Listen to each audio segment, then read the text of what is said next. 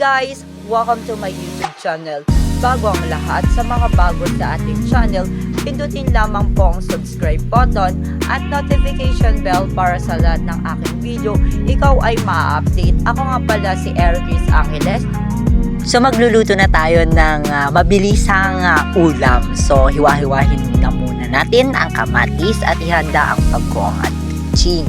So ayan, natapos na ang ating hiniwa ang kamatis.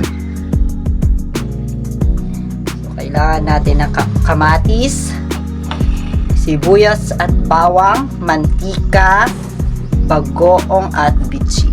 So ayan.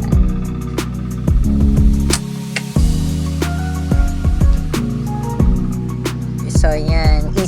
Easy muna tayo dyan or eme-eme lang. So, ano yun, paapuyin na natin ang shallot kasi, ano yun, kakonti pa lang yung kakonti yung laman ng shallot niya. So, ayan, eme-eme tayo dun, sayaw-sayaw. So, pero kinakabahan, di din alam magluto yan.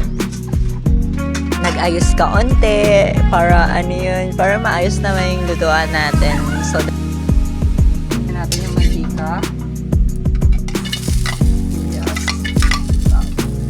So nalagay na natin yung sibuyas at bawang. So antayin na lang natin na mag-brown.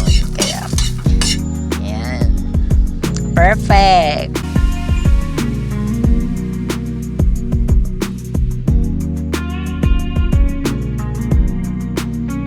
So, hindi natin na-videohan na ilagay yung kamatis. So, nakalagay na po yung kamatis dyan. So, nalagay na natin yung bagong at so, antayin na lang natin maluto.